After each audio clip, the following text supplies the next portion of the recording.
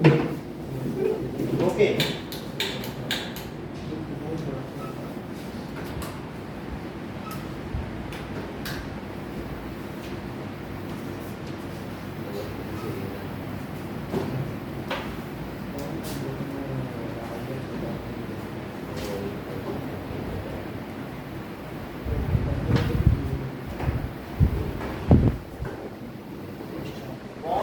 Canal raise test हो नहीं। So canal rays are positively charged rays, ions. Canal rays are sir ये कौन से चैप्टर?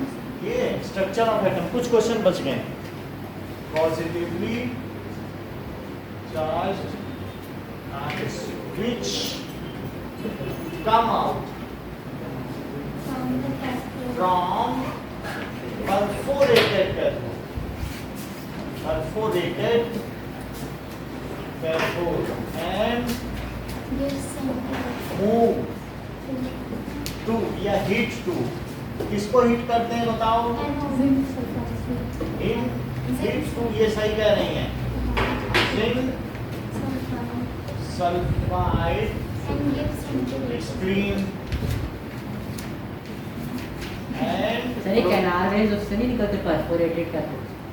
हाँ उसी से है ना, come out from perforated cathode and produce scintillations। तो कैनाल रे क्या है? अगर ये डायग्राम याद रहेगा तो ठीक रहेगा। दैट इज, इसमें बहुत सारे छेद बने हुए हैं और ये निगेटिव है, इसलिए इसे कैथोड कहेंगे। और ये देखिए जो निगेटिव होता है उसको सेल में ऐसे दिखाते हैं, ये प्लस है। तो यहाँ से इलेक्ट्रॉन किधर जा रहे हैं? क्या इधर जा रहे हैं? एनोड, है ना? इसे क्या कहते हो? ये क्या कैथोड रे, इलेक्ट्रॉन बीम को क्या कहते हो? क्योंकि ये कैथोड से आती है इसलिए इनको क्या कहते हो? लेकिन क्या यही इलेक्ट्रॉन रास्ते में किसी हाइड्रोजन एटम से टकरा जाते हैं और उसके इलेक्ट्रॉन को भी निकाल लेते हैं क्या? यानी खुद तो आगे बढ़ते ही हैं और इस इलेक्ट्रॉन को भी आगे बढ़ा देंगे क्या? एक इलेक्ट्रॉन इससे टकराया तो खुद तो आगे गया और क्या इसका भी इलेक्ट्रॉन ले गया? अगर इसका इलेक्ट्रॉन ले गया तो बचा क्या इसमें? क्या अब इसमें H+ बचा और वो इनसे होता हुआ निकल जाएगा इसमें से और ये इधर आ जाएगा क्या H+? और यहाँ जिंक सल्फाइड की स्क्रीन है, वहाँ पे सिंटिलेशन पैदा करेगा। बोलो। और ये क्या है? दिस इज कैथोड और ये क्या है? एनोड। This is anode. तो इसलिए जब आपसे पूछा जाए कैनाल रे क्या है? Positively charge ions which come out from perforated cathode and produce scintillation sir on। क्या आता है कैथोड रे से? परफोरेटेड कैथोड से क्या आता है? ये H आयन, जब ये इस इलेक्ट्रॉन है, इलेक्ट्रॉन खुद क्या है बताओ? इलेक्ट्रॉन को क्या कहेंगे? इलेक्ट्रॉन बीम को क्या? Cathode ray. तो इलेक्ट्रॉन बीम तो कैथोड रे होगी जो इसमें से निकल रही है, निगेटिव है। लेकिन क्या ये किसी H को हिट करके उसका भी इलेक्ट्रॉन ले जा सकती है। सर तो ये तो कैथोड रे हो गया ना, कैनाल रे। तो कैनाल रे में मैं आपको समझा रहा हूँ कि ये जो बचा ये आ गया, ठीक है। सो ये पूरा डायग्राम है कि ऐसे होता है। तो ये यहाँ क्यों चलते हैं? क्योंकि एनोड खुद क्या होता है? दोबारा समझा दीजिए। यानी ये जो कैथोड है वो निगेटिव होता है। तो जब इलेक्ट्रॉन यहाँ से चले तो वो रास्ते में इसके अंदर कौन सी गैस भरी है?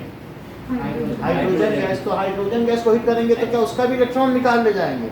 वो दोनों चले गए तो बचा क्या? क्या H+ बचा है, क्योंकि उसके सेंटर में क्या बचा? प्रोटॉन। तो वो प्रोटॉन किधर चलेगा? प्लस उधर जाएगा कि इधर? इधर जाएगा। उसमें छेद बने हुए हैं, उनसे निकल जाएगा। यहाँ कौन सी स्क्रीन है? ZNS। तो उसमें क्या चमक पैदा करेंगे? ZNS होगा ना, आपने सीधी कर। ZNS तो जिंक सल्फाइड स्क्रीन नहीं करेंगे। समझ आए बात? और अगर आपसे कोई पूछे what is cathode ray, what is cathode ray, तो कैथोड रे क्या है? सो कैथोड रे का मतलब है कि ये आपकी इन कैथोड रे डिस्चार्ज ट्यूब, ये क्या है? क्या ये वैक्यूम क्यों जा रहा है? ठीक है। और ये एक निगेटिव रे है और यहाँ पर एक ले लीजिए पॉजिटिव, तो ये माइनस है और इसे प्लस ले लिया। तो इसमें से ये जो इलेक्ट्रॉन की बीम निकल रही है, क्या यही कैथोड रे? देख लो। और जो निगेटिव होता है उसे क्या कहते हो? एनोड। और जो पॉजिटिव है उसे एनोड। हाँ, ठीक है। तो यही कैथोड रे हो गई। इन कैथोड रे डिस्चार्ज ट्यूब, ठीक है, electron beams come out from cathode and get discharged at anode. This is called cathode ray. बोलो बात समझ में आई? रिपीट करो जरा। When electrons move from cathode to anode, called In cathode ray discharge. कहाँ पर? And discharge at anode. हाँ, वो लिख सकते हो। जिंक सल्फाइड नहीं होती इसमें सीधा। यही तो चमक पैदा करता है। वीडियो नहीं देखा यार? हाँ, ग्रीन ये कैसा चमक सा आता है ना? तो वो तो जब यहाँ पे एनोड पे डिस्चार्ज होगा तब देखा। नहीं, जैसे green light. से ZNS स्क्रीन पे आता है ना तो। वो तो स्क्रीन वाला अलग है। एक पूरे में भी एक ऐसा नहीं दिखाया गया कैथोड रे डिस्चार्ज ट्यूब। ये कैथोड रे डिस्चार्ज ट्यूब रखी थी, हमने दिखाया भी था आपको अच्छा पीछे। हाँ, ये सर। तो एक चमक सी पैदा होती है नहीं उसमें पूरे में। वीडियो उसका दिखाया था कि नहीं? पीछे रखी है कैथोड रे डिस्चार्ज ट्यूब। तो इसलिए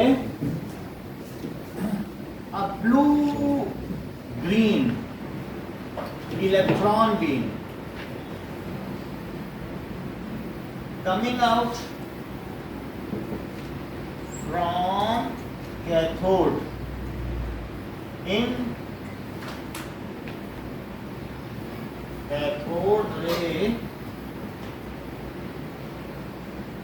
discharge tube and move towards, और ये कहाँ चलती है? Move towards anode. It is called cathode ray. ये तो है ना कैथोड रे। वरना जो दिव्या बोल रहे हैं वो भी ठीक है। Electron beam coming out from cathode and moving towards ये discharge to anode is called cathode ray. But ये किसमें होता है ये सब काम? Cathode ray discharge tube. Sir discharge लगाना है कैथोड रे ट्यूब को। कैथोड रे पूरा नाम तो यही है। अगर ऐसा ना अब देखिए, on the basis of Thomson's model, now Anurag explain how atom is neutral as a whole. Sir, the whole negative charge of electron is equals to the whole positive charge of an atom. Sir, the negative and positive charges are equal in magnitude and balance and make the ये atom. ठीक बता रहे हैं कि जो total negative charge है that is equals to total positive. Total negative charges of electron is total positive charge of atom. क्योंकि उस समय इलेक्ट्रॉन की तो खोज हो गई थी, बट पॉजिटिव चार्ज नहीं हुआ था। तो सही है, ऐसा ही बोलना है। ओके ना,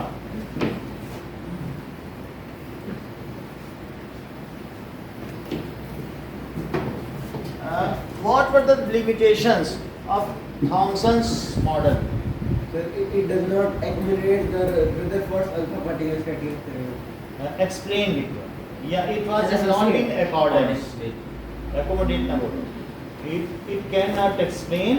Yeah, it was not in accordance. वो उसके अनुसार नहीं. According to न्यूक्लियस के बारे में भी। न्यूक्लियस तो वही है, मतलब उसी लिए तो है ना। सर वो एटम की स्टेबिलिटी नहीं।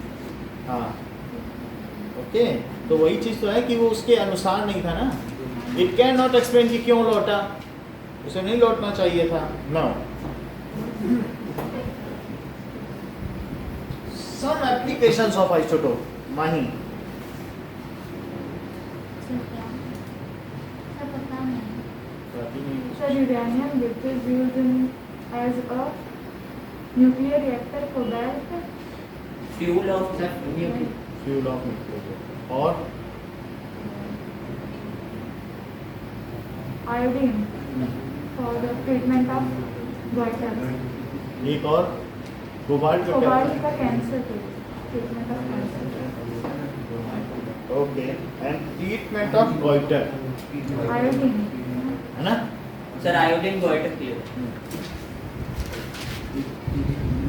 Okay now one more question Na plus has completely filled K and L shall explain. ठीक है Na plus has completely filled K and L shall explain. So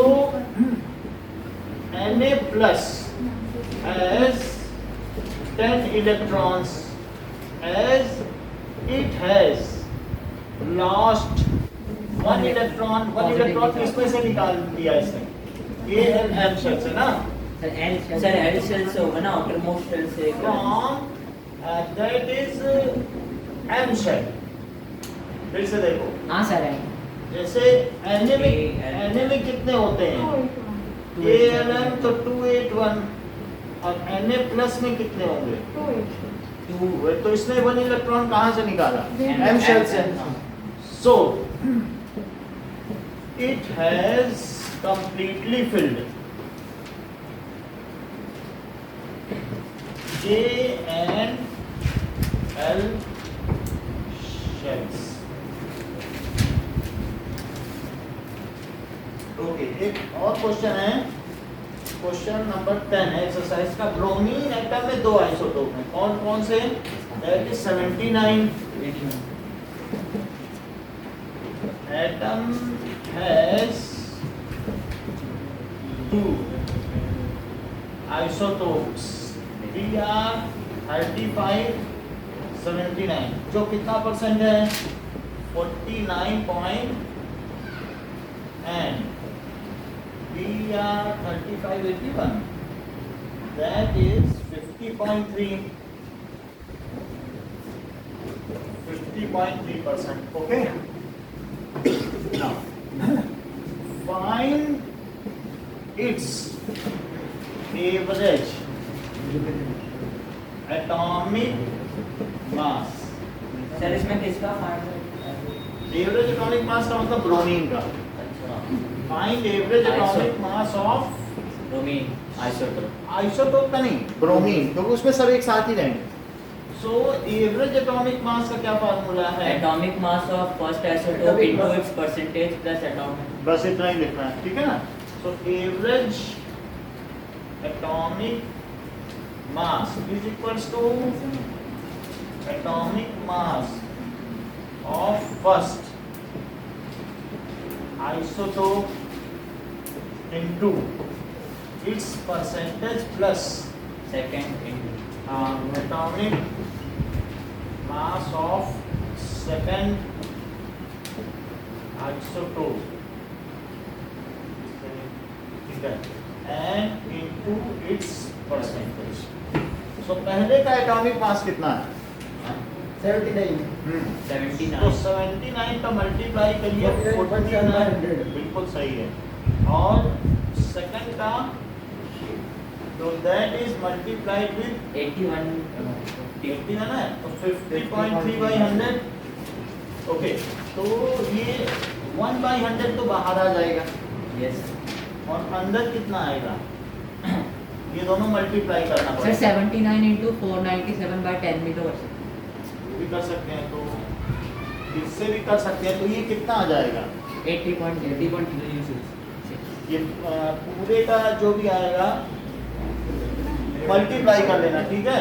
सो 0.6 ये आएगा. देखो ये दोनों ये स्टेप हमने स्किप किया आप मत करना वहाँ पूरा लिखना तब ये लिखना. सर कैसे इसका इसमें मल्टीप्लाई करो कितना आता है सर 80.006.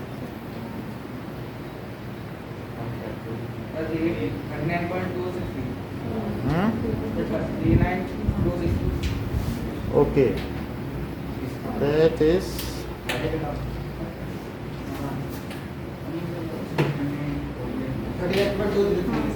39.2 नहीं आएगा. अच्छा 30 203 होगा. टूथ क्या बोल रहे हैं 39 39.60. ये बोल रहा है ना, फिर 100 से डिवाइड करेंगे तो वो चीज आ जाएगी। और इससे कितना आएगा 40.7. 40.743. 7.4. 40 और 7.4.3, ठीक है। अब इन दोनों को ऐड करेंगे तो कितना आ जाएगा 8.006. यही है।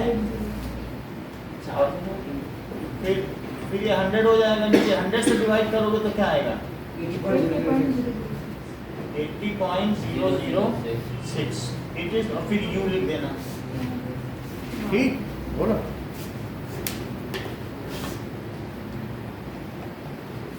या फिर अलग अलग भी 100 से डिवाइड पहले ही कर लो, जैसे कार्तिक का।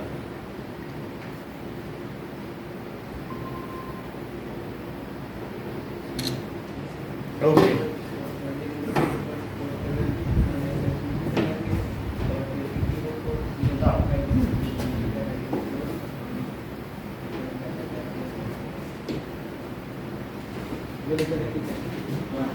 ऑक्सीजन है 2 आइसोटोप्स। ऑक्सीजन के 2 आइसोटोप्स दिए गए हैं और आपको पता करना है कि उनकी परसेंटेज एबंडेंस क्या है।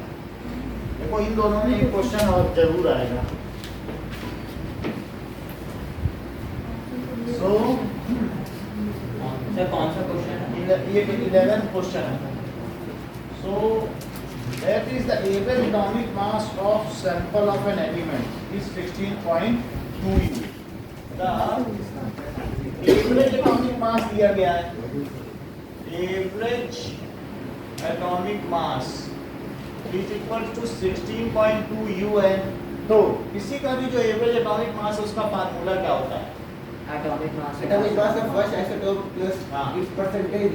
into its percentage. Atomic mass of first isotope into its percentage plus atomic Mass of second isotope. mass into of its second percentage. isotope into its percentage। now अब देखिए,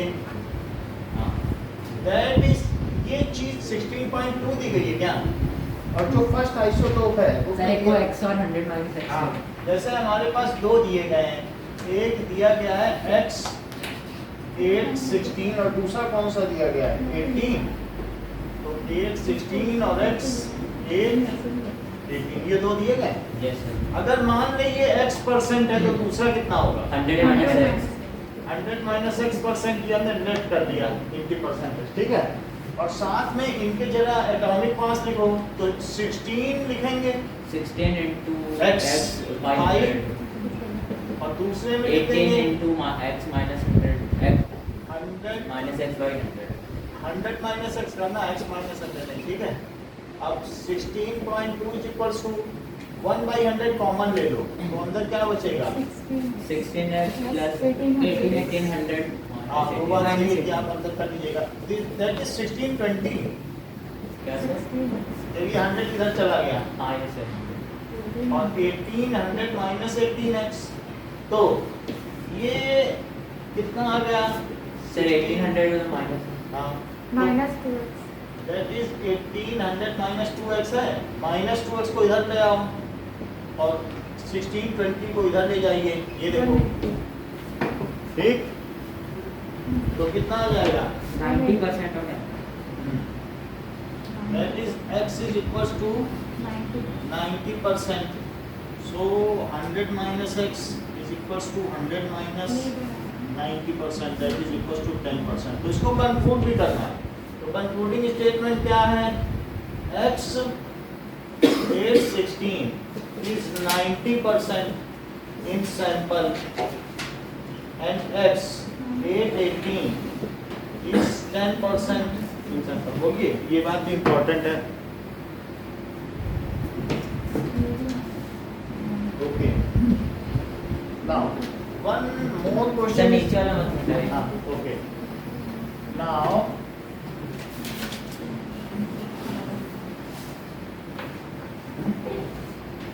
that is z is equals to 3 की valency बताओ और element का नाम बताओ। Question है if z is equals to 3 find, ये भी आया था, हाँ yes. valency and name of element. So the element is lithium, और इसकी वैलेंसी पता करने के लिए तो लिथियम इज Al 2 1 valence. हाँ, so Li plus. its valency Li is 1 as it can donate. Valency plus minus में नहीं लिखी जाती, बस ये हमेशा पॉजिटिव ही होगी. It can donate 1 electron to complete its outermost octave. Duplet हो गया. Duplet. हाँ. सर लेकिन हमारी बुक में ड्यूप्लेट टर्म है नहीं. नहीं है, लेकिन कहीं कहीं पे क्योंकि बहुत इनकी संख्या कम है, ये माइनॉरिटी में है. सर जो ये लिख सकते हैं duplet octet complete. आफ्टर ये नहीं लिख सकते हो. सो कंप्लीट इट्स डुप्लेट लिख दो, या इसका जो आउटर मोस्ट है उसे कंप्लीट डुप्लेट लिखने में कोई दिक्कत नहीं ना होने दो.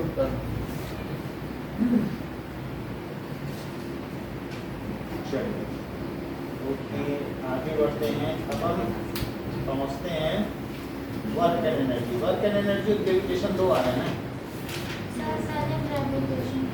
Okay,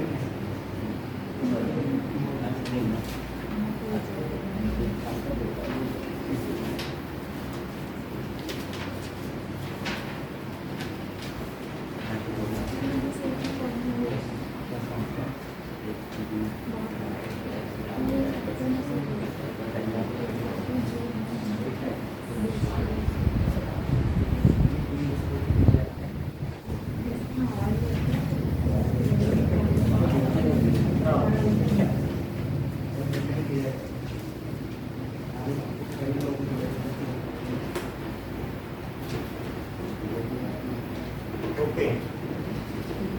state universal law of gravitation. Pawan. It states that every object in the universe attract every other object with a force which is directly proportional to the product of their masses and inversely proportional to the square of distance between them and along the line joining between the center. Sir ये तो नहीं. और sir last last line given by Isaac Newton. ठीक है, कोई बात नहीं. वो सेंट्रल फोर्स है इसलिए उन्होंने बोल दिया, क्योंकि वो उसी पर कार्य करता है.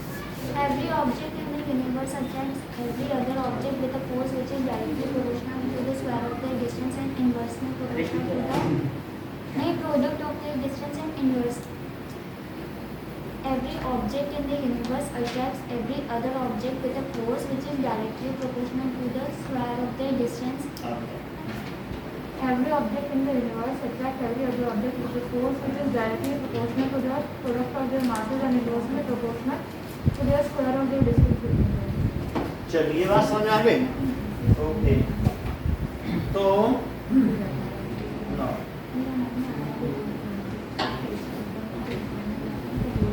what do you understand by acceleration due to gravity?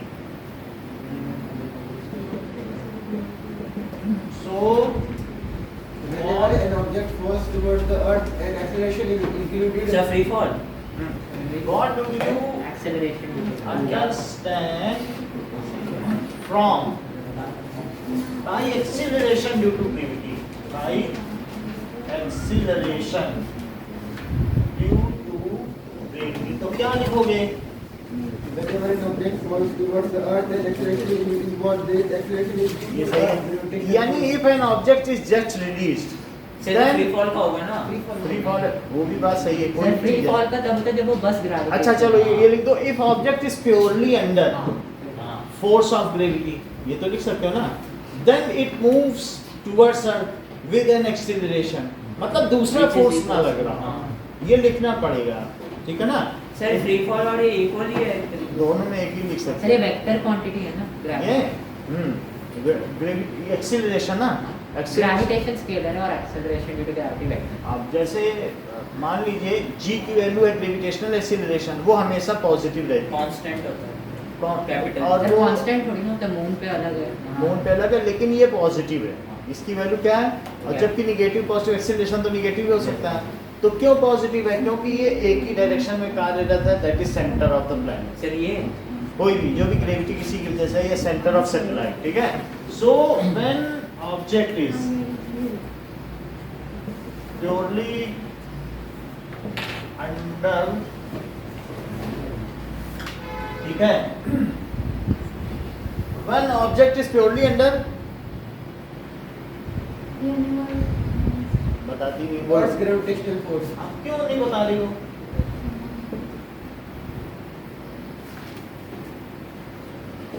Force क्योंकि सर अर्थ जरूरी है, ग्रेविटेशन फोर्स बस नहीं लिख सकते हैं। जैसे देखो हम लोग under acceleration due to gravity, इसमें अर्थ के बारे में लिखने से कुछ नहीं है, we are particular to earth. अगर मून का पूछे तो तब कोई वो है।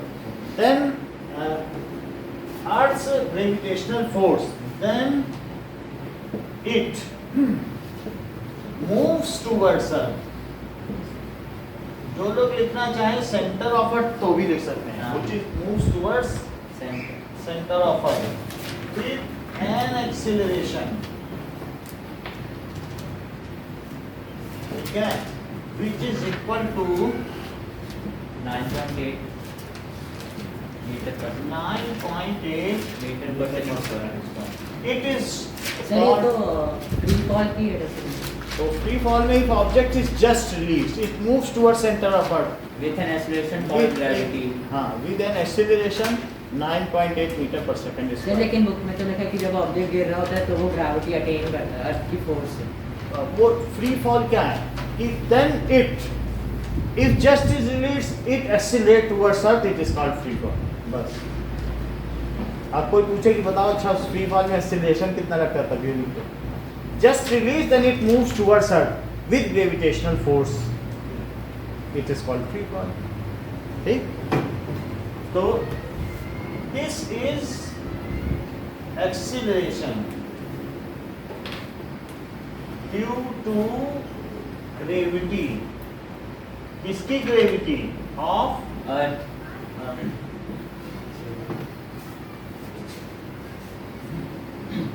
okay, now एक चीज इसमें और दी गई है कि जैसे कि किसी भी चीज पे जो फोर्स लगता है तो फोर्स क्या होता है?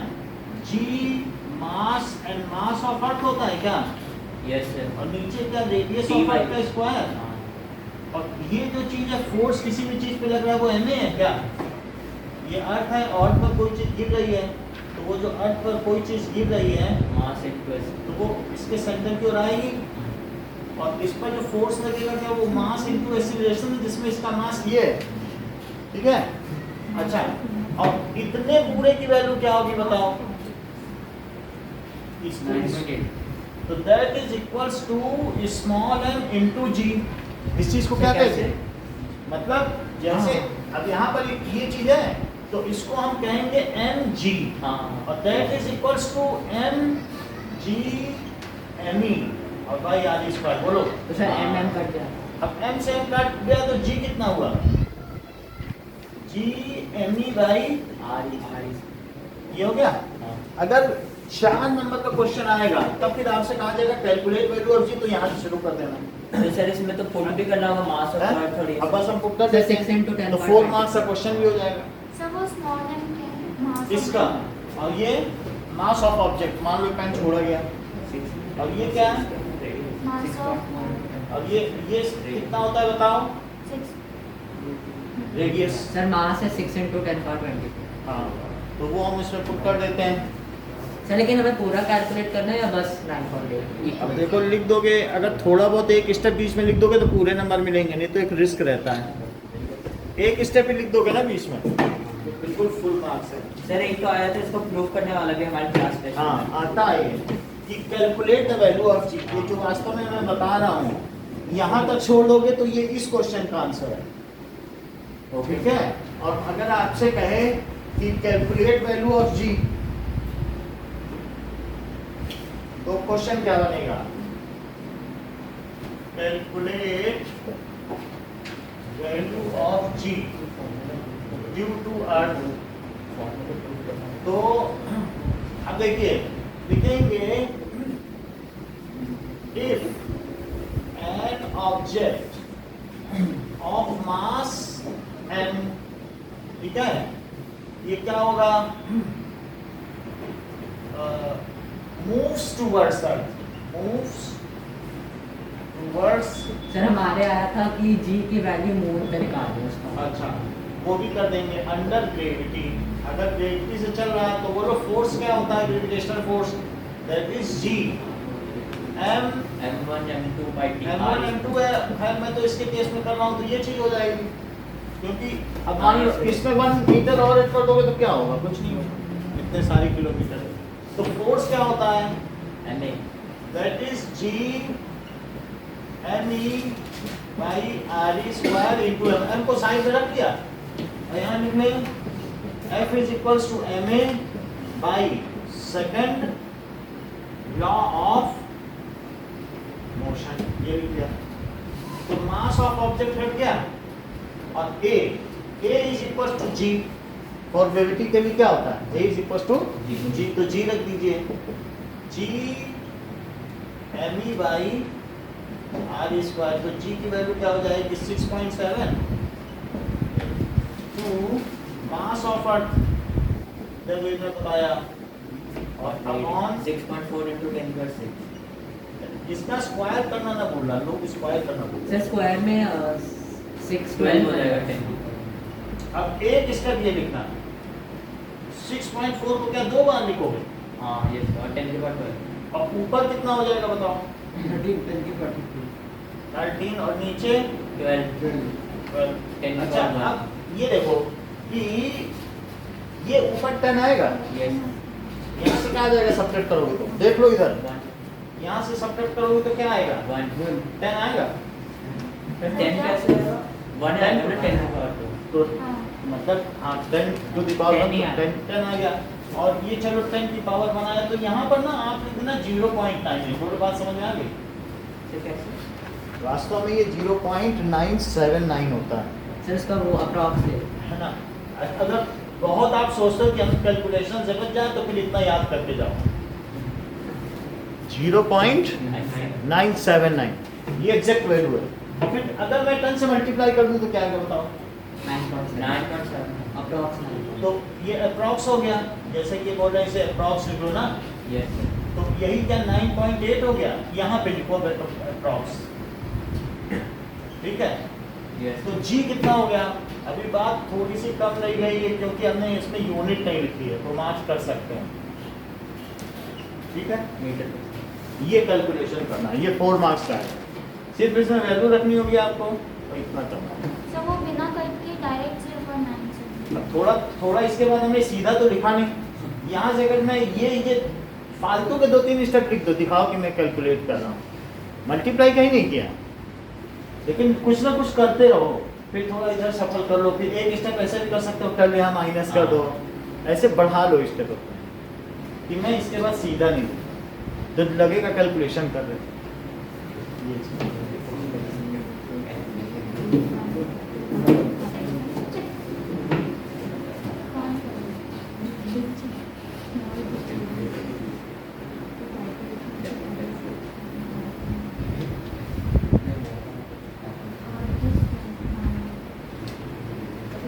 चलिए now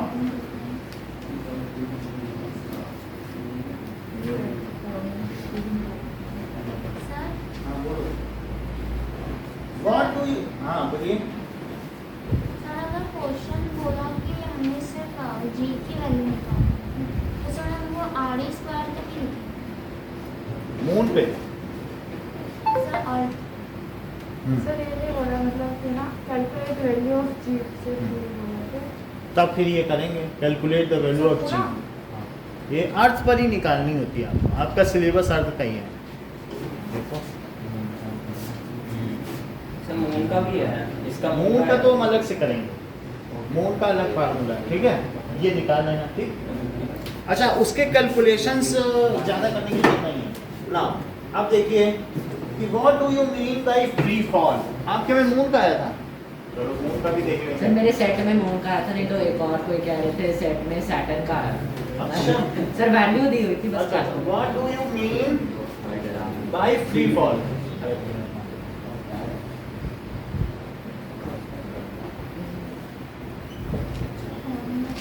फ्री फॉल क्या है? When object Yes, sir. is just released.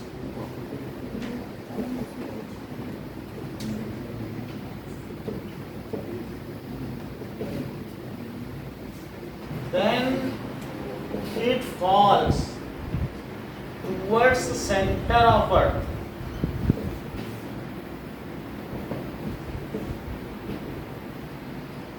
With an acceleration 9.8 meter per second square. It is called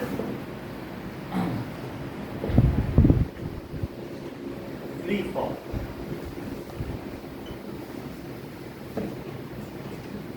Now, okay. ये बुक थोड़ा दो ये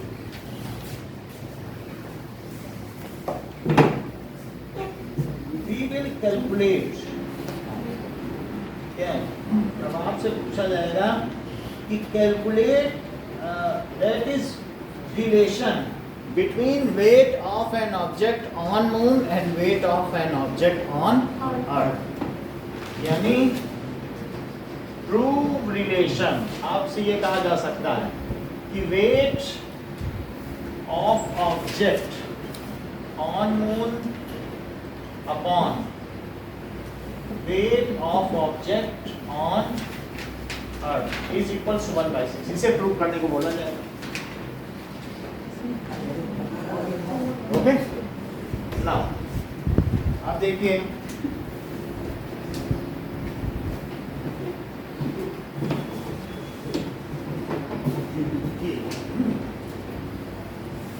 इसमें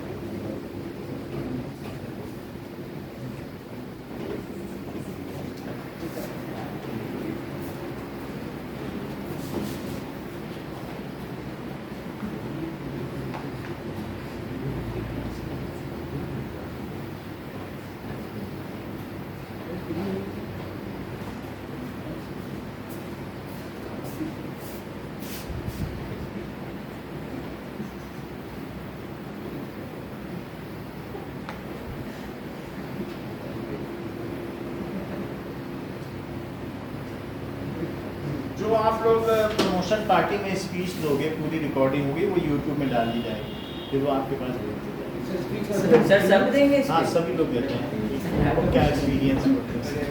और डायरी हमारे पास है, जो जब से कोचिंग खुली है उसमें सब लोगों ने अपने विचार लिखे हैं। तो सर आप मतलब लोग भी कितना बड़ा लिखना होगा?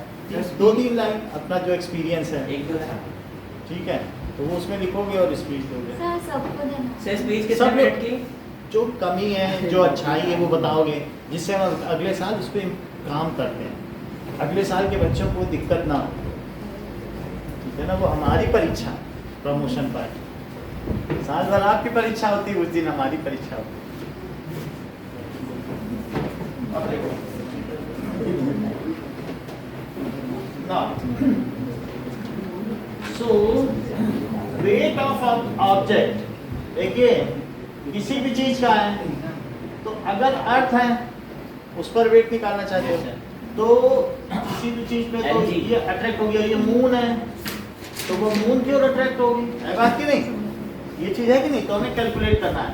सर हाँ सर एक क्वेश्चन आया था कि सैटेलाइट अर्थ के घूमता है तो उसका कितना फोर्स होगा? तो जीरो है, क्योंकि वो टेंजेंट ऑफ द ऑर्बिट से मुड़ जाता है। वो भी हम बता देते हैं कि वास्तव में उस पर एक एक्सीलरेशन लगी रहा है, वो it is under free fall condition, बार बार वो फ्री फॉल कर रहा है उतना उतना, जब वो मुड़ रहा है उतना वो अंदर आ रहा है, तो इसीलिए उसमें कुछ नहीं लगता। अब जरा देखो, weight of object on moon, अच्छा वेट ही फोर्स है क्या? जो किसी भी डब्ल्यू इज एम जी, वास्तव में ये एम जी है क्या? क्या ये इतना जी हो गया और ये एम हो गया? एम और जी फोर्स ही है क्या? ये चीज जी नहीं है क्या? सर एम ए क्या होता है? ए को जी रख दिया अच्छा, क्योंकि ग्रेविटी के Free fall में। लिए ए जी है। अब ऐसे अगर आप फोर्स लगाते रहो तो एक्सीलरेशन अलग होगा, लेकिन अगर ग्रेविटी के भरोसे छोड़ दो तो सिर्फ वही फोर्स लग रहा है, ठीक। तो weight of object on moon and weight of object on earth, क्या मैं इसे force on moon upon force on earth लिख दूं? Yes sir. क्योंकि ये मून है और ये तो फोर्स ही तो ग्रेविटेशनल फोर्स, लेकिन फोर्स को क्या लिखा जा सकता है? क्या G mass of object mass of moon upon, और क्या लिखा जा सकता है? आर ई स्क्वायर, नहीं, R M square, R M square, और नीचे क्या लिखोगे? G M M E by R E square. Sir R E whole square होगा ना? एक ही बात है, R M R E whole square, single है तो उसमें कुछ नहीं, जी से जी कटा एम से एम कटा। Yes sir. अच्छा, अब ये क्या mass of moon upon R M square divided by M E by R E square, है ना? सर इट अब इसे फोकस करके इंटू कर दो, तो mass of moon upon R M square into R E square upon M E हो गया। सर 5.98 into 10 इतनी बात समझ आ गई? Yes sir. अब देखो मास कितना बताया आपने? 5.98 into 10 power 24। हमको तो याद सर आता हुआ है 5.98 into 10 to the power 22 ना? सर 24। नहीं, ये मून का है और दैट इज उसके हाँ 24 है, और अर्थ में कितना है? ये तो अर्थ का आता है। सर अर्थ पे 7.36 है। तो अभी ये चीजें ये देगा और नहीं भी दे सकता। सर क्या रेडियस ऑफ देखो, बताना है? मून का मास कितना है? 7.36 दिया, चेक करो। 7.36 into 10 to the power 22। बोलो बात सही है? Yes sir. Radius of moon बताओ। 1.74 into 10 raised to power 1.7 और 10 to the power 4 है 6। सर, 2 सर 6 है। सर सर गलत नहीं 1.7 है। 1.74 कर लो और इनटू क्या करोगे? R E. अब आर ई की वैल्यू लिखो, जो आप 5.9 बता रहे हो ना, वो किसका रेडियस है? सर रेडियस तो 6. हाँ sorry, that is 6.4 into 10 to the power 6. बहुत ज्यादा प्रिसीजन लेने की जरूरत नहीं है। अब इतना कहाँ याद कर पाओगे? मून के याद कर लो। यस इसकी वैल्यू 6 लिख लो और इसकी क्या लिखोगे? 6 into 10 के power 22। कितना सर चलेगा? 1.74 into 10 power 6 और 6.4 into 10 power 6 स्क्वायर में आएंगे। Yes, it will come in square. इसको स्क्वायर करो, यस सर। ठीक है? तो स्क्वायर होने पर भी आप देखो, ये 7.36 आ गया, ये 6.4 into 6.4 आ गया क्या? सर हाँ, सर ये तो आप रेडियस ऑफ मून निकाल रहे हो, हमें मून और अर्थ के सेंटर्स का डिस्टेंस बाहर लिखना पड़ेगा ना।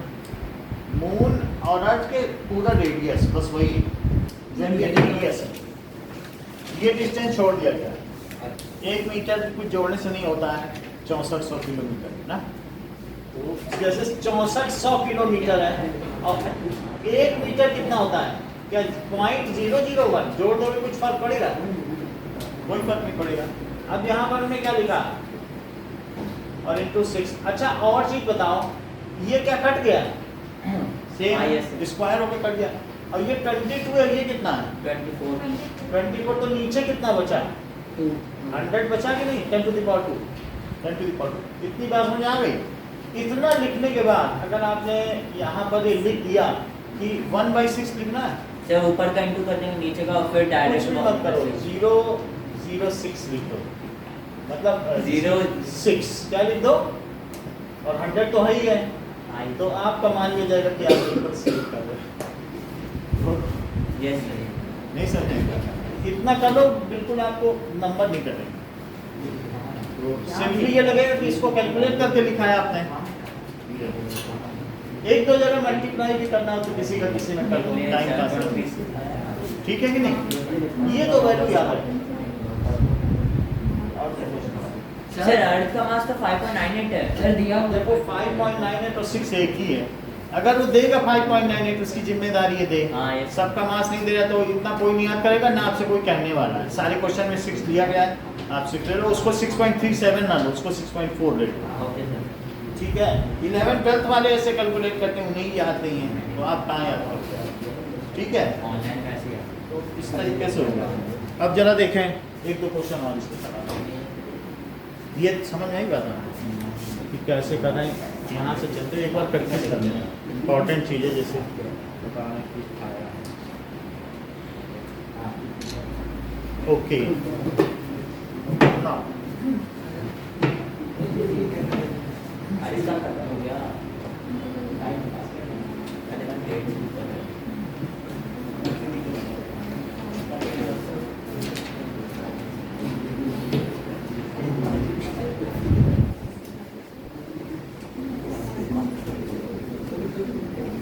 टाइम पास करना है हम सेकंड पास कर लेंगे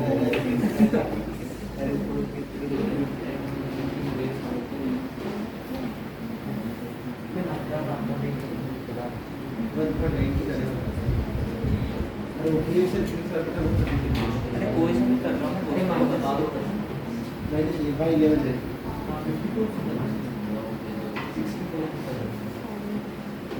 बेटर करेंगे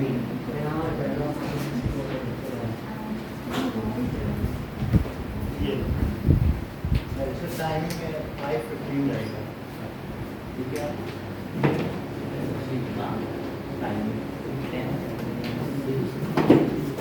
सर लेकिन अभी मैंने डिसाइड नहीं किया है। ना करो रख लो जब डिसाइड अगर कर लेना तो ये टाइम है आपका इसी के बेसिस पे डिसाइड करना है आना है कि नहीं अगर ज़्यादा लेट है तो दूसरी जगह ज्वाइन कर सकते हो सर ये हमें नहीं मिलेगा। ये 19 को जा रहे हैं ना ये पार्टी में नहीं है सब पार्टी में ये भी हम्म? सब बाकी लोग हाँ ये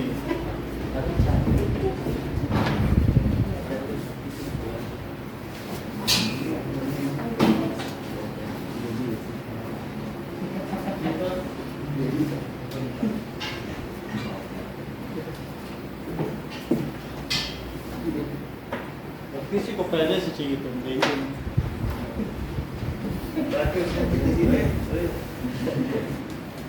अभी तो एग्जाम दो अभी हम इन सब चीज़ों में नहीं डालना चाहते अच्छे से एग्जाम ओके चलो तो आपको ये पता चल गया कि 1/6 क्या है बोलो weight of moon weight on moon and weight on earth that is equals to 1/6 अच्छा वेट क्या होता है क्या mg यस सर और upon mge is it 1/6 weight का फार्मूला क्या होता है mg mg क्योंकि वेट कुछ नहीं है बस फोर्स है सर वेक्टर है ना वेट चेक कर लो sir weight it is always acting down to earth वैसे ही तो फोर्स ही है वेक्टर वेक्टर कौन सा? इसको हम एसोसिएट नहीं करते है वेक्टर ही फोर्स कोई वेक्टर फोर्स ही है बट इसका एक फिक्स डायरेक्शन जैसे स्मॉल g है ना उसको हम एक्सेलरेशन है बट उसकी फिक्स कर दिया मिड लॉक कर दी डायरेक्शन सर जैसे हमारा वेट हमारा मास होगा ग्रेविटेशन एक्शन तो it is our weight is जो भी होगा आपका 40 kg है 40 into 9.8 टुवर्ड सेंटर ऑफ ये लिखना पड़ेगा सर तो वेक्टर हो गई तरह से हाँ सर अगर हमें ये क्वेश्चन आया कि अर्थ और मून के वेट का वो हम देख लेते हैं तब अब तो सर देख 6/1 आ जाएगा। यानी आपका यहाँ कितना वेट है और आपका मून पे कितना वेट है अच्छा आप ये बताओ अगर यहाँ पर वेट 60 kg है मान लीजिए नहीं है लेकिन मान लो सिंप्लिसिटी के लिए तो मून पे कितना 10 के 10 ये हर चीज जानते देखो क्यों इन्होंने कहा कि मास नहीं बदलता क्योंकि इनको डिफरेंसेस पता है अच्छा हाँ और वेट देखो इन्होंने 60 kg का तुरंत बोला 60 kg आपने ध्यान दिया जबकि दूसरे लोग कैलकुलेट करने लगे सर मास ही तो वेट होता है। ये बहुत अच्छा बात है मास को क्यों सर वेट बोल रहे हैं बहुत बड़ी बात है अब उसका हम डिफरेंस भी दिखा देंगे इन्होंने देखो बहुत अच्छी बात इन्होंने कही कि weight is mg weight mass नहीं होता सर, कैसे दूसरा नाइन ने क्वेश्चन है बताया ना। यहाँ से देख के कि वेट और मास अलग है क्योंकि मास में 9.8 का मल्टीप्लाई इसी के आगे का एक्सटेंशन है कि find the ratio of gravitational acceleration on moon and value of g on earth weight और मास सेम है कि अलग है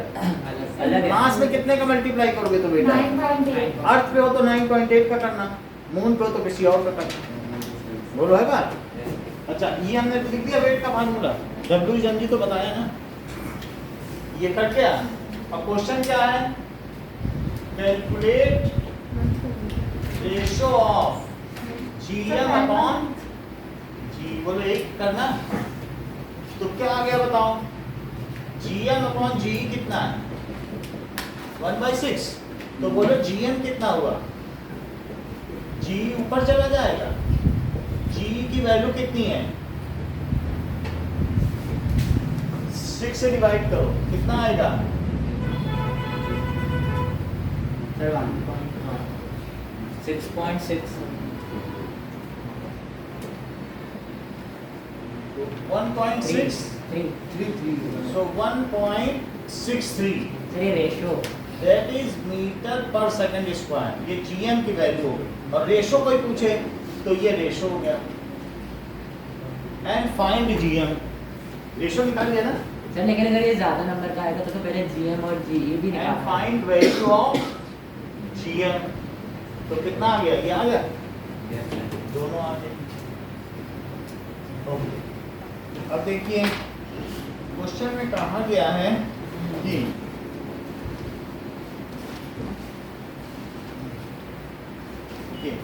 an object weighs 10 Newton when measured on surface of earth, एक और क्वेश्चन है, मास ऑफ ऑब्जेक्ट 10 kg है तो उसका वेट क्या हुआ अर्थ पर, 90. हाँ, ऑब्जेक्ट सर क्या क्वेश्चन है?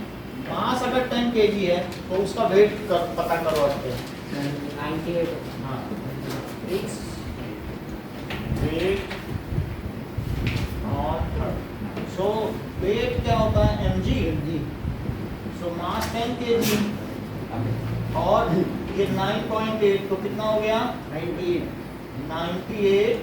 न्यूटन लिखना, यूनिट ऑफ वेट क्या होगी, जो फोर्स है वही तो वेट है, सर 100 हो सकता है 100 न्यूटन, अगर 9.8 देखो दे 10 तभी 10 रखो, पता नहीं, ठीक है, ओके, सर 10 अगर नहीं दिया तो 9.8 अगर नहीं दिया कुछ जी तो 9.8, ओके सर। सर एक क्वेश्चन है वो टावर हाइट वाला है हाँ, सर उसमें तो उन्होंने बाय डिफॉल्ट 10 ही दिया हुआ ग्रेविटी सोल्यूशन मैक्सिमम लेना नहीं किया, अगर कहीं किया तो आप ओके, नाउ एन ऑब्जेक्ट, बात करो, an object weights 10 newton, an object weights 10 newton, तो आपको on earth find its weight on moon, तो सर 1.6 प्लीज कर देंगे। तो weight on moon upon weight on earth क्या होता है, ये W है इसमें, तो अब अर्थ पर कितना वेट है, क्या 10 न्यूटन है, और ये 1/6, तो वेट ऑन मून कितना हो जाएगा, 10 ऊपर गया, यस 10 ऊपर चला गया, अब इसको डिवाइड करो तो कितना आ जाएगा, 5/3। ठीक है, या 1.67 हो गया, तो सर इसको ऐसे नहीं कर सकते कि 1.67 को इससे इंटू कर दें, जैसे सर mg की है तो ये, g की ये जगह, आसान है याद रखना, वहाँ पे इसमें रख कर जो जिधर ले जाना ले जाओ, तो सर इससे तो इसका भी निकाल सकते हैं, इसका इस क्वेश्चन का भी आंसर से निकाल सकते हैं। फाइंड इट्स 10 kg है, मास है, मास दिया है तो कैसे निकाल लोगे आप, तो सर इसमें अच्छा फिर ये अर्थ पर मास है, इसमें ये फार्मूला है, रखूल समझी, दोनों अलग फार्मूले हैं ना, इसमें ये फार्मूला है, इसमें वो ना, क्वेश्चन है what is the difference between mass and weight, mass of an object is amount of matter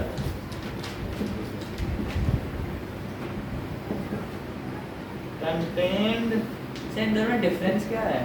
क्या सर इसमें mg और उसमें मोल, ये kg में होता है, ये न्यूटन में होता है, ये No, फोर्स sir. है, ये amount of no matter, sir इन दोनों क्वेश्चन में, इन दोनों में ये पूछ रहा है कि अर्थ पर 10 किलो आलू का कितना फोर्स लगेगा उठाने में, तो 10 kg आलू है, तो आपको इस पर अर्थ खींच रही है, तो आप अगर इसमें 98 का फोर्स लगाओगे तो आप उठा लोगे अभी, और वो कह रहा है कि मान लीजिए 10 न्यूटन, वो केजी नहीं दे रहा है, अब न्यूटन दे रहा है, कह रहा है कि कोई चीज पर 10 न्यूटन फोर्स लग रहा है उठाने में, तो वो कितने केजी की होगी?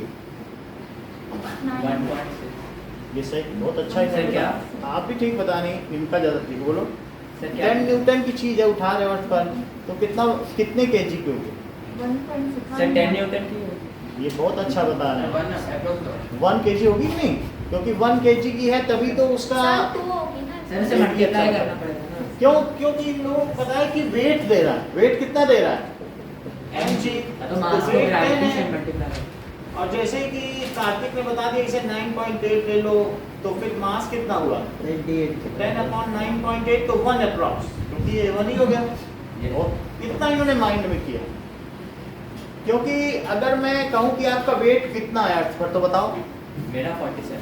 बहुत अच्छा बताने, 14 to 10 करके तुरंत 400 न्यूटन बताया। देखो और लोग ना बता पाते। सर, क्या? और भाई मतलब जैसे इनका 40 केजी था, तो इनसे मैंने कहा आपका वेट कितना है, तो इन्होंने तुरंत बोला 400 न्यूटन। ये कैसे बता सके भाई, कैसे बता सके? क्योंकि इनको मालूम था 40 केजी को तुरंत 10 से मल्टीप्लाई करो। सर लेकिन मैथ्स की किताब बहुत बड़ी बात है इन्होंने कही है। नहीं, जैसे आपका मास 41 केजी, वेट कितना है? 410। वही तो, यही बता पाते हैं। और कोई नहीं बता, तुरंत जी से मल्टीप्लाई करके बता देते हैं 10 से। सर लेकिन बाकी सब्जेक्ट्स मान लो तुम्हारा 42 केजी वेट है, तो 42 केजी मास है, तो वेट कितना है? 42 kg। 4200 बहुत अच्छा बता रही हैं। इन्होंने जी को 100 से मल्टीप्लाई, बहुत रिस्की था लेकिन दिया 100 से कर देती है कभी कभी। 42 केजी आपका मास है, तो वेट कितना है? 4200 न्यूटन। बहुत बड़ी बात है, 100 से कर देती है। जबकि करना किससे चाहिए था इनको? 9 तो 10 से करना चाहिए तो इन्हें 420 बताना चाहिए था ना, लेकिन 420 को फोर्जरी समझी जाती है, तो इन्होंने कहा 420 नहीं बताएंगे, तो इन्होंने क्या बताना उचित समझा। सर हाँ, लेकिन बाकी सब्जेक्ट्स की किताबों में तो वेट केजी में ही देते हैं, न्यूटन क्यों नहीं होता? तो वो गलत है जहाँ दे रहे हैं। फिजिक्स तो इसे नहीं मानती, काट देगी।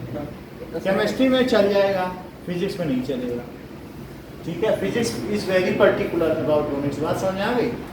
1 केजी ऑब्जेक्ट का कितना वेट होगा? Weight 100 newton. 10 न्यूटन। 10 न्यूटन। आ गया सर? सर, कैसे? आप भी 100 से कर देते एक बोला था। देखो, अच्छा मैं 10। 1 केजी है, तो इन्होंने 10 से करना चाहिए था। फिर ये भी है ना, हाँ। रिस्की था, बट बिकॉज ब्रेवरी। अब जब देखो क्या 10 केजी और 10 न्यूटन ठीक है, एक ही चीज है। नो नो सर, अलग है। इसमें कितना केजी होगा? 100 ये बहुत अच्छा One, है। one, 1 one KG. वो कार्तिक 100 से सब लोग कार्तिक को फॉलो कर, क्योंकि 1 केजी होगा तभी तो 10 न्यूटन होगा। हमेशा वेट 10 गुना होता है। बोलो, यस। जी से मल्टीप्लाई कर दो, वेट हो गया 10 मान के चलो मन में। ठीक है, 200 न्यूटन का मास कितना होगा? 20 केजी। तो एक बकेट को उठाने में कितना न्यूटन फोर्स लगेगा? क्योंकि एक बाल्टी में 20 लीटर पानी होता है। 200 न्यूटन। ठीक है, समझ में आ गई ना बात? 20 केजी पानी होता है या 20 litre. 1 KG water is 1 litre of water. Sir, तो ये जो 1-2 मार्क्स के क्वेश्चन है, इनमें कंक्लूडिंग स्टेटमेंट लिखनी है। क्या सर जो 1-2 मार्क्स के क्वेश्चन है, उसमें कंक्लूडिंग स्टेटमेंट लिखनी है। इतनी बात समझ आ गई? Mass of on object is amount of matter. बोलो, बात समझ आई? वेट क्या है? Downward pull due to what? It is downward pull due to और एनी अदर सेलेस्टियल बॉडी। मान लो जैसे ये नहीं, अर्थ नहीं लिखना चाहते, मून पे भी निकाल सकते हो, तो क्या होगा? और एनी अदर सेलेस्टियल बॉडी का क्या मतलब है? आकाशीय पिंड यस सर। इसका मतलब मास Which चेंज emit हो their सकता है, light. वेट नहीं होता। है। वेट चेंज हो सकता है, मास चेंज नहीं। मास चेंज है, मास मास constant है। हमेशा मास कांस्टेंट है। मास किसी भी चीज सर में जीरो भी नहीं हो सकता। जितने अमाउंट ऑफ मैटर है उसको मास कहते हैं। So mass remain unchange from one place to other place. Mass is unchange from one place to other. अच्छा, और ये बताइए weight changes from It changes from place to place. From place to place क्यों change होता है? Sir, because of Because of acceleration due change to of gravity. G value. Because of due gravity. To variation in G. इसमें variation होता है Gravitation. जी में, जी की value बदलती जाती है, यहाँ अर्थ में ही बदल जाती है, पोल पे कुछ और है और फिर कहीं पे कुछ और नहीं। तो जैसे पोल है, कोई आपसे पूछे पोल पे तो कहते हैं ना 9.81 है और इक्वेटर पर 9.79 है। तो इससे पता चलता है कि यहाँ पर वेट ज़्यादा लग रहा है, सेकंड स्क्वायर होगा। हाँ, और यहाँ मीटर पर सेकंड स्क्वायर, तो यहाँ पर वो वेट ज़्यादा है, थोड़ा सा ही मास लगेगा Yes. और यहाँ लगेगा तो सर वो गोल्ड वाला था। गोल्ड वाला है। तो ये ध्यान रखना बस, पोल पे ज़्यादा है और इक्वेटर पे कम। यही दे। अब देखिए कि mass is scalar quantity and its unit is kg. kg. Sir 2 point लिख सकते हैं सर इसे तो। क्वेश्चन पे डिपेंड करता है कितना मार्क्स का। Unit is KG. और ये बताओ vector quantity It is vector quantity and its SI unit unit is is Newton. Newton.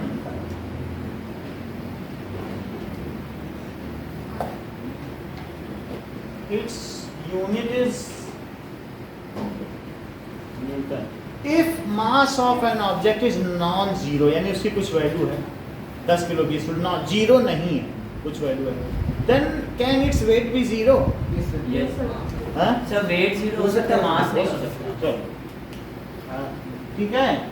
Mass of an object, ये बहुत सही बात है, कैन नॉट बी जीरो। और सर अगर वेट कोई ऑब्जेक्ट है तो उसका मास होगा ही, कैन नॉट बी जीरो। और weight of an object can be Can be zero can if be. It is under purely under balance force. Earth इधर से खींचे, तो अर्थ के सेंटर पे जीरो होगा ना?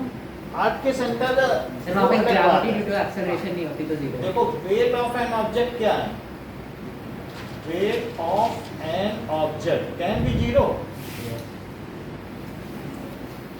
ये जीरो हो सकता है। अब देखिए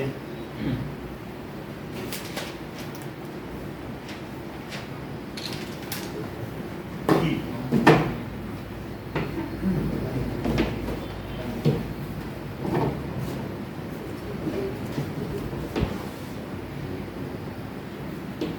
कल 9 बजे मॉर्निंग में क्लास होगी आप लोग, सर कौन से फैक्टर होगा? ग्रेविटी करेंगे और वर्क करेंगे, और सर शाम में नहीं होगा। फिर वो आप वाई डू फॉल इन खुद कर लेना, सर शाम में रख लीजिए। सर सुबह सुबह कर लेते हैं, संडे है ना। अब देखो कि जैसे मान लो ये अर्थ है और ये क्या है, मून। तो अर्थ और मून के बीच में कहीं ना कहीं एक ऑब्जेक्ट ऐसी जगह है, जैसे यहाँ फेंका तो लौट आया, यहाँ फेंका तो लौट आया। जब दूर गया तो क्या अर्थ का पुल कम होता जाएगा क्योंकि डिस्टेंस बढ़ती जाएगी, और उसी टाइम पे मून भी इस पे फोर्स लगा रहा है ना, तो मून इसको अपनी ओर खींच रहा है और अर्थ अपनी ओर खींच रहा है। तो एक कोई ना कोई ऐसी जगह होगी जो न्यूट्रल पॉइंट होगी। अगर वहां तक ऑब्जेक्ट गया तो वो टंगा रह जाएगा, फिर वो ना इधर रहेगा और ना उधर जाएगा, वो बीच में ही अश्वत्थामा की जगह कदम टंगा रहेगा। तो दैट इज वेट। यहाँ पर इसका वेट कितना हो गया? जीरो। जीरो। तो when object is purely under balanced force, यानी टू प्लैनेट्स, ठीक है, pull it equally in opposite direction, तो ऐसे केस में क्या होगा? तो वेट जीरो हो गया। Zero square weight. हैं? Centre of earth is zero square weight. इसका The center of earth पे उसका जीरो। ऐसा नहीं कह सकते कि सेंटर ऑफ अर्थ जीरो, क्योंकि अर्थ किससे अट्रैक्टेड है? सन से। तो अगर सेंटर ऑफ अर्थ पे जो इसका टोटल मास इसके सेंटर पे माना जाता है, तो अर्थ इसके ऊपर सर सेंटर पे तो होगा जीरो क्योंकि ग्रेविटी एक्सेलरेशन होगी नहीं, तो weight is equal to mg, तो जो भी मास नहीं, होगा तो इसको सेंटर तक आप पहुंच भी नहीं सकते किसी के। मान लो सेंटर ऑफ अर्थ पर अगर किसी चीज का एक्सीलरेशन पूछा जाए, वो अर्थ का पूछा जाए, सर थोड़ा बढ़ा दो। समझ में आई बात की नहीं? फैन ऑफ कर दें। हाँ, कर देना। तो ऐसा कोई क्वेश्चन नहीं है कि सेंटर ऑफ अर्थ पे क्या होगा किसी भी चीज का, ठीक है कि नहीं? सर तो ऐसे आप वेट ऑफ जीरो कहाँ पे हो जाता है? सर एक ऐसी भी जगह है ना, इसके बीच का एक पॉइंट है न्यूट्रल पॉइंट, जो मून के ज्यादा पास होगा और अर्थ से दूर, तो वो कैलकुलेट करने का आपको 11th में There you will calculate, find a point in between moon and earth where the weight is 0.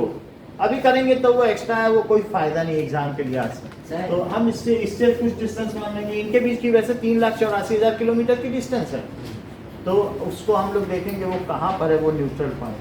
तो पता चलेगा कि अर्थ से 6 गुना दूर है, मून से 1 गुना दूर, क्योंकि मून पुल नहीं कर पा रहा। मून के पास रहेगा तो थोड़ा बहुत कर लेगा, और दूर से भी पुल करके ले आएगी।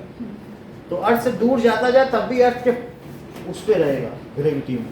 अब मून के थोड़ा पास पहुंचेगा तो मून भी खींचने लगेगा, अर्थ भी खींचने लगेगा। समझ में आई बात की नहीं? तो उस केस में क्या होगा कि that is there is a point जहां पर इसका वेट क्या होता है, 0। अच्छा, एक क्वेश्चन इंपॉर्टेंट है, calculate gravitational force between earth and moon. Earth and sun का तो बुक में दिया हुआ है, एक ये भी क्वेश्चन इंपॉर्टेंट जैसे बताने की ना। सो सर एक ऐसा भी तो लेक है ना सऊदी अरेबिया में जहाँ पर वेटलेस पानी है। हाँ वो सॉल्ट वाला वो सॉल्ट लेक है। हाँ force of gravitation between earth and moon. Earth and moon के बीच में फोर्स ऑफ ग्रेविटेशन पता करना है।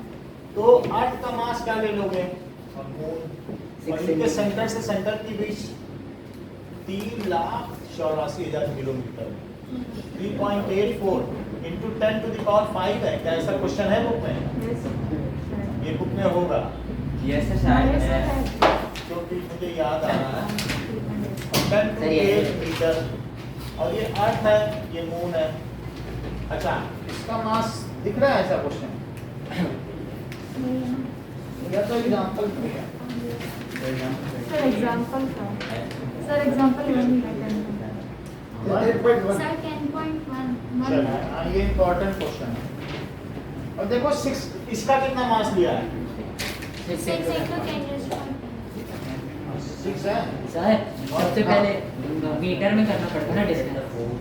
और इसे क्या लिखा है? तो हमने कर ली डिस्टेंस। और ये क्या है? इसे 7.4 दिया गया है।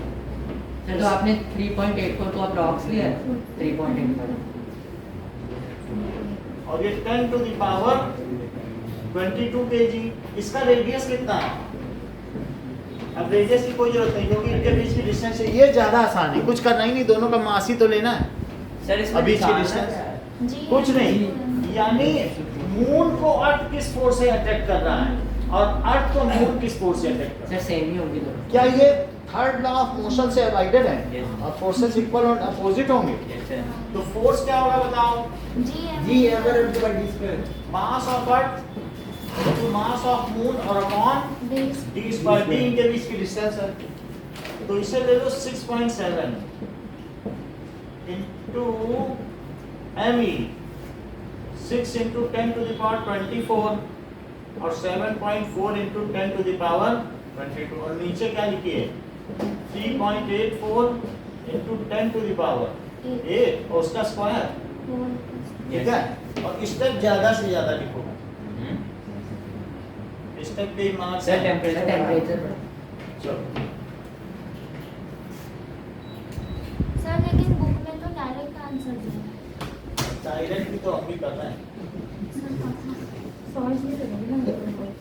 थोड़ा बहुत तो इनडायरेक्ट भी करो। इन दोनों को ऐड करो, कितना आएगा? 46। 46 में से 11 माइनस करो, 55। बोलो। 46 में से 35 11 तो 35 और ये 10 to the power 16 हुआ। प्लस ठीक है, इतनी बात हो गई। इतना करने के बाद अब आप 2.01 सर माइनस भी तो कर सकते हैं 16 को 35 में से। हाँ, माइनस का कितना आया? मतलब याद करना। क्या 10 to the power 21 आया कि 19? 29 होगा ना सर। भाई ये 19 आ गया। अब यहाँ पर लिखो 20.1। सर देखो, या तो कैलकुलेट करो सर या याद करो। बोलो। सर 20.02 2.0।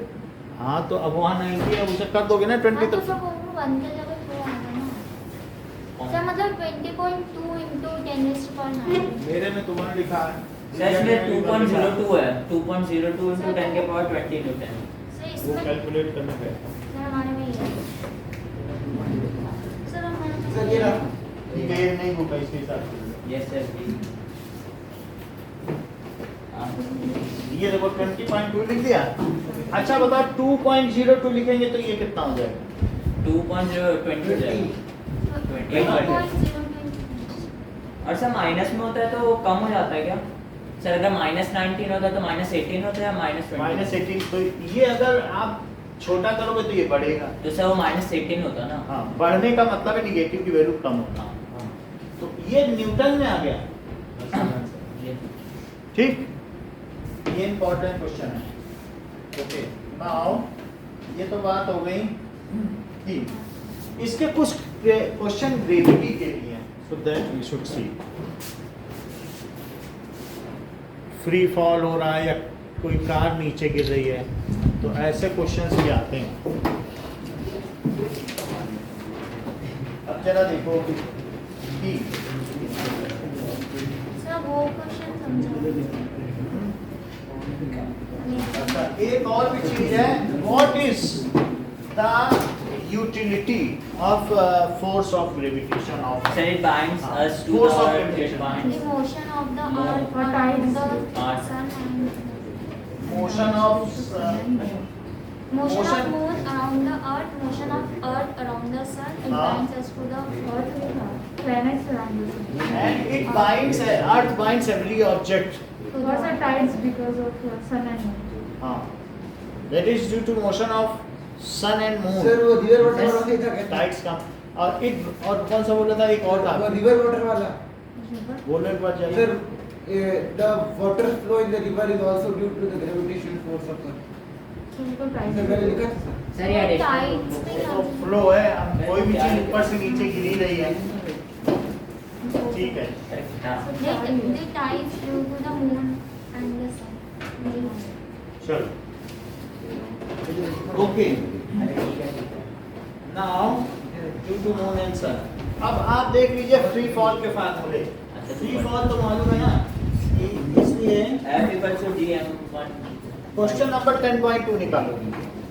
एग्जांपल 10.2 में क्या कर रहा है कि a car falls off ledge और 0.5 सेकंड किसी भी पहाड़ी से कार गिरती है और ये जो कार गिर रही है यहाँ से, तो उसको कितना टाइम लगता है? 10 seconds.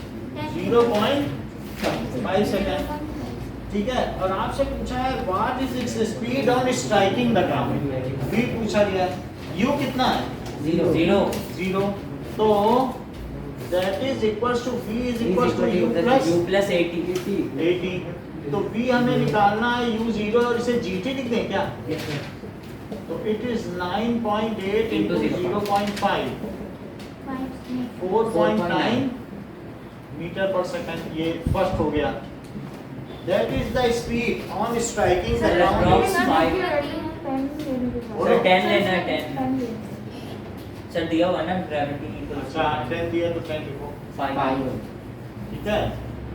Is speed just before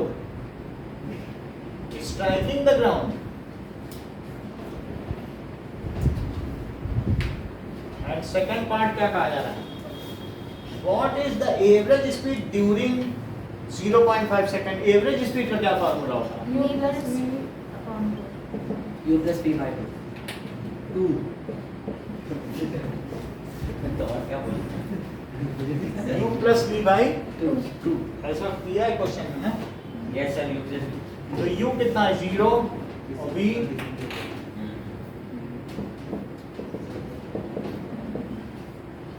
चलिए ये चीज हो गई, एवरेज स्पीड हो गई। तीसरी बात क्या कही है? How high is the ledge from the ground. तो अब हमें v है, u पता है, a पता है, तो s निकालना है। किसी से भी निकाल लो, s is equal to ut से Sir, v square is equal सब to कुछ है, t भी है आपके पास, S is equal to half. ut plus half हाँ, एटी square. स्क्वायर. क्योंकि ये नीचे गिर रहा है सर तो A की जगह G ये सब किस में लिखते हैं सर? इसे Sir, v लिखेंगे, square minus नहीं u कर square is सकते। equal to 2. तो 0 से गिरा, Yes, sir. 0.5 सेकंड लिए, a की जगह g लिखोगे 10. और ये 0.5 का स्क्वायर, Yes. तो ये तो 0 हो गया। ये 5 हो गया Yes. और 5 को 0.25 से मल्टीप्लाई किया तो कितना आ गया? तो 1.25 मीटर सीख लीजिए, ठीक है का? Yes. मतलब इतना 1.2 तुम्हारा नहीं होगा। ठीक है, वहाँ तो यूक्रेन में टैंक चढ़ गया तब भी जिंदा बच गया, कार के ऊपर चढ़ गया, सर क्या टैंक कार के ऊपर टैंक चढ़ गया रशियन, वो जिंदा बच गया आदमी। सर जिंदा कैसे बच गया? 55 इयर्स का था, फिर उसने ये प्रण लिया कि हम अब रशियंस को नहीं छोड़ेंगे। 55 इयर्स था। अब देखो तो एग्जाम्पल 10.3, एक और एग्जाम्पल लीजिए।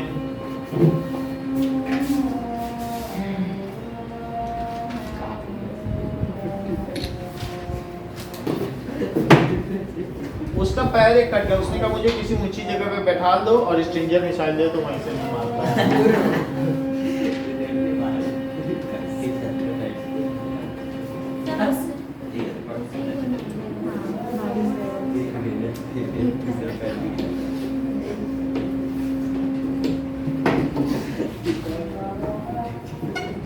अब देखो example 10.3, an object is thrown vertically upward and rises to a height 10 meter. 10 metre तक जाता है, तो हाईएस्ट पॉइंट पर इसकी स्पीड क्या होगी? 0 और ये u है, इसकी स्पीड नहीं दे रहा है ना। Calculate the velocity with which it is throne. Okay, तो अब ये बताओ हमें इसे करने के लिए वेलोसिटी कैसे पता करनी चाहिए? कौन सा? Sir v square is equal to u square plus V 2a. square minus U square equals to 2A. 2as। चूंकि ये ऊपर जा रहा है तो मैं अब a की जगह कितना लूं?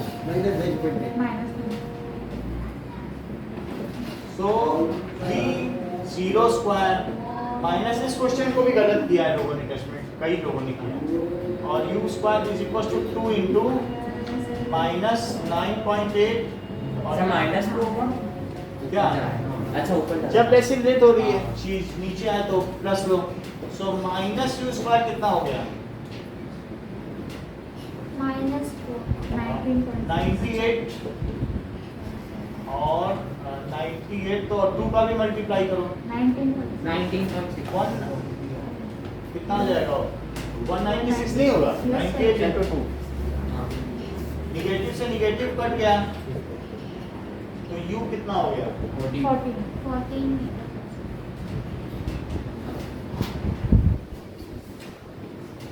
ठीक है, ये हो गया। प्रोड्यूस इनिशियल वेलोसिटी, इसको कंक्लूड करना। फिर कह रहा है the time taken by object to reach the highest point. तो अब सेकंड है, Sir v is equal to u plus gt. हाँ, तो to reach the highest point, तो हाईएस्ट पॉइंट पे टाइम कितना है? टाइम आपसे पूछा जा रहा है, v is equal to u plus 80 लिखोगे और वही चीज क्या हो जाएगी? क्या v 0 है? u कितना है? कैलकुलेट कर चुके हो, 14 a की जगह माइनस सब वो लेकिन नीचे आ रहा है। सर प्लस होगा ना? Sir ऊपर ही तो जा रहा है. ऊपर ही जा रहा है, उसका टाइम बताना। अच्छा टाइम अब देखो ये 14 इधर आ जाएगा तो क्या होगा? -14 ठीक है, और इज इक्वल टू तो t कितना हो जाएगा? 14 माइनस, मतलब इधर ही वाली वैल्यू पहले मैं लिख रहा हूँ ना, तो ये Sir, चीज नीचे 1 जाएगी कि नहीं? 9.9 सॉरी, सब 14/9 हाँ -14/, तो -9 ये माइनस माइनस कट गया, कट जाएगा तो क्या 140/98? 1 डेसिमल हटा दिया इसका, यस सर 14 की टेबल में 98 आता है। Sir 1.5. सर 1.43 ये आया? Sir 1.5 रखा. हाँ 1.4 तो टाइम कितना लगा? 1.43 सेकंड। ओके, इतनी बात हो गई।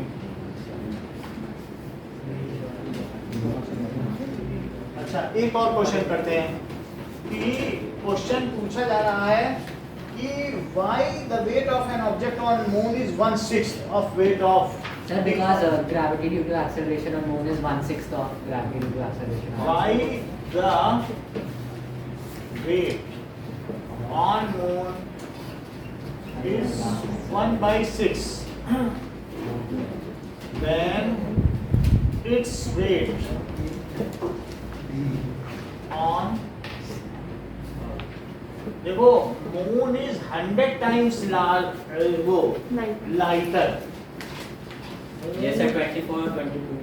100 times lighter than moon, 100 times lighter है than earth. So its value of g, ये weight के बारे में लिख दो. Yes. So its weight is 1/6 of weight of object. So object's weight, object का weight on earth, यानी weight on moon upon weight on earth is 1/6 है. So object is lighter on moon. है बात कि नहीं? ये जिसने लिख दिया फिर थोड़ा बहुत भी घुमा फिरा के लिखेगा उससे सर क्या लिख दिया? ये relation. So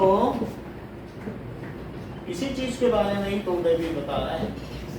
wait on moon is 1/6 of its weight on. Good बात सही है. अभी देखो इसके क्वेश्चन और भी बचा है तो उसको अगली क्लास में करेंगे कल 9 बजे. सर 9 ही होगा ना सर? हाँ 9 to सर 10 ज़्यादा लेट नहीं 9 बजे.